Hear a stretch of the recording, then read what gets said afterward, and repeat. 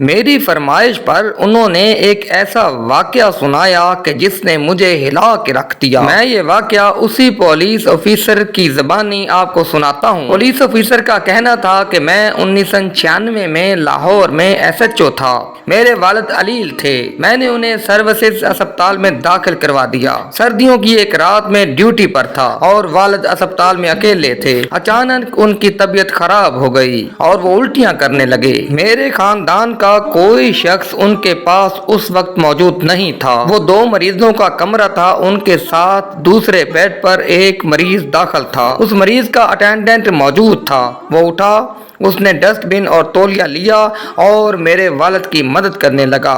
وہ ساری رات ابا جی کی الٹیاں صاف کرتا رہا۔ اس نے میرے ابا جی کو قہوہ بھی بنا کر پلایا اور ان کا سر اور بازو بھی دبائے۔ صبح ڈاکٹر آیا تو اس نے اسے میرے والد کی کیفیت بتائی اور پھر اپنے مریض کی مدد کرنے میں لگ گیا۔ میں 9 بجے صبح وردی پہن کر تیار ہو کر والد سے ملنے اسپتال آ گیا۔ ابا جی کی طبیعت اس وقت تک کافی بحال ہو چکی تھی۔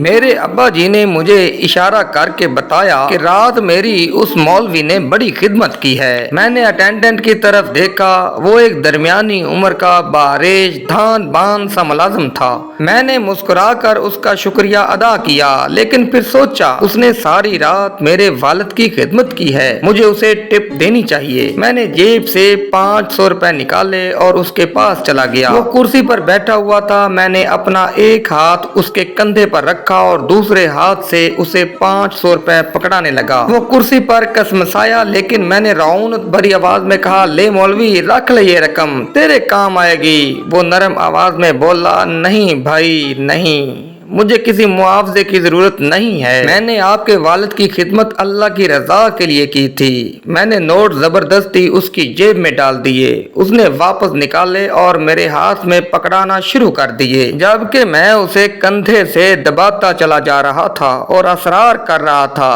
میں اسے بار بار کہہ رہا تھا، او مولوی چھڈ، ضد نہ کر، رکھ لے تیرے کام آئیں گے، مگر وہ بار بار کہہ رہا تھا، میرے پاس اللہ کا دیا بہت کچھ ہے، مجھے پیسے نہیں چاہیے۔ میں نے رات دیکھا آپ کے والد اکیلے ہیں اور تکلیف میں ہیں، میں فارغ تھا، لہٰذا میں اللہ کی رضا کے لیے ان کی خدمت کرتا رہا تھا۔ آپ لوگ بس میرے لیے دعا کر دیا کریں وغیرہ وغیرہ، لیکن میں باز نہ آیا۔ میں نے فیصلہ کر لیا میں ہر صورت اسے پیسے دے کر ہی رہوں گا۔ پولیس آفیسر رکے، اپنی گیلی آنکھوں اور بھاری گلا صاف کیا اور پھر بولے، انسان جب طاقت میں ہوتا ہے تو یہ معمولی باتوں پر ضد باندھ لیتا ہے، یہ ہر صورت اپنی بات منوانے کی کوشش کرتا ہے۔ میں نے بھی پیسے دینے کی ضد بنا لی، مگر مولوی مجھ سے زیادہ ضدی تھا، وہ مان نہیں رہا تھا۔ میں اس کی جیب میں پیسے ڈالتا تھا، وہ نکال کر کبھی میری جیب میں ڈال دیتا تھا اور کبھی میرے ہاتھ میں پکڑا دیتا تھا، مگر وہ بار بار کہہ رہا تھا، میرے پاس اللہ کا دیا بہت کچھ ہے، مجھے پیسے نہیں چاہیے۔ میں نے اس ڈھینگا مشتی میں اس سے پوچھا، مولوی یار تم کرتے کیا ہو؟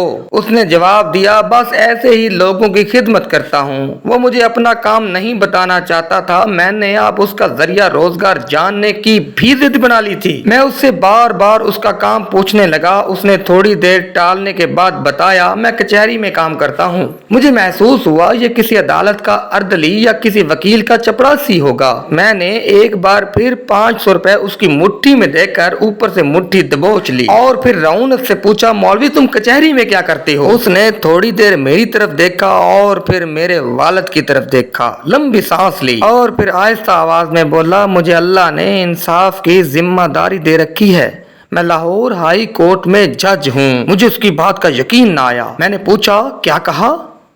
تم جج ہو؟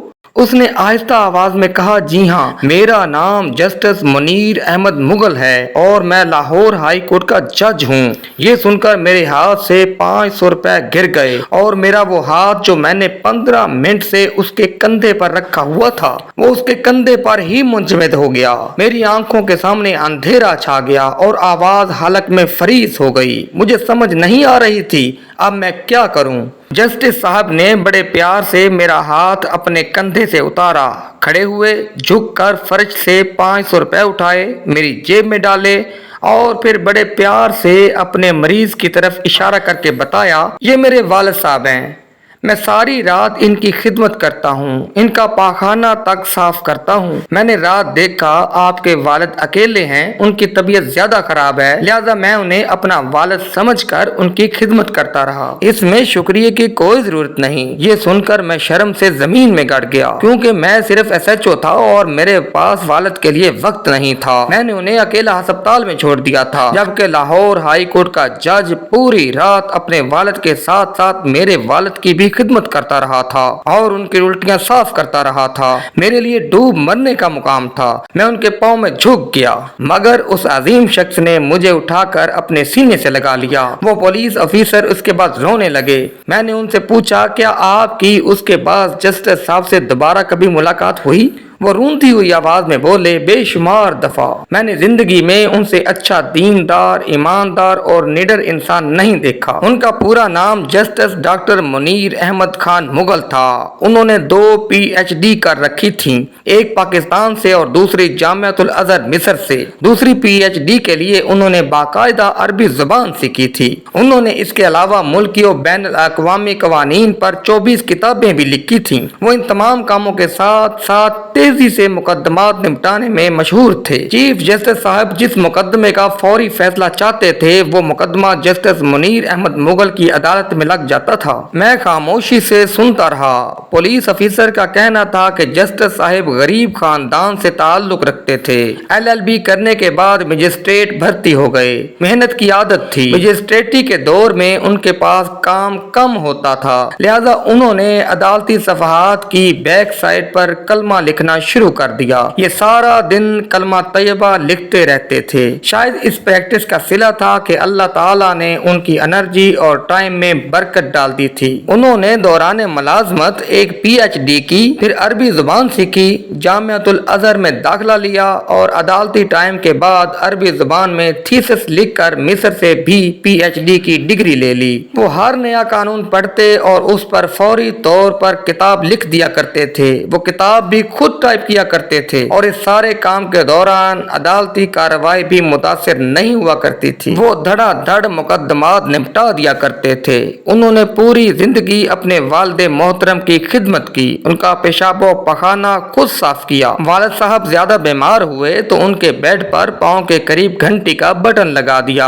اور گھنٹی اپنے کمرے میں رکھ لی۔ والد محترم ضرورت پڑنے پر پاؤں سے بٹن دبا دیا کرتے تھے اور جسٹس صاحب بھاگ کر ان کے پاس پہنچ جاتے تھے۔ جسٹس منیر اپنے والد کی خدمت خود کیا کرتے تھے، حتیٰ کہ اپنی بیگم کو بھی والد کا کوئی کام کرنے نہیں دیتے تھے۔ میں نے ان سے جسٹس صاحب کی زندگی کے مزید واقعات سنانے کی درخواست کی۔ پولیس آفیسر ہنس کر بولے، ایک بار ان کی عدالت میں جائیداد کے تنازع کا کیس آیا۔ ایک طرف سوٹڈ بوٹڈ امیر لوگ کھڑے تھے، جبکہ ان کے ساتھ مہنگے وکیل بھی تھے، جبکہ دوسری طرف ایک مفلوق الحال بوڑھا کھڑا تھا۔ اس کا وکیل بھی مسکین اور سستا تھا۔ جسٹس صاحب چند سیکنڈ میں معاملہ سمجھ گئے۔ انہوں نے بوڑھے آدمی سے پوچھا، بابا جی آپ کیا کرتے ہیں؟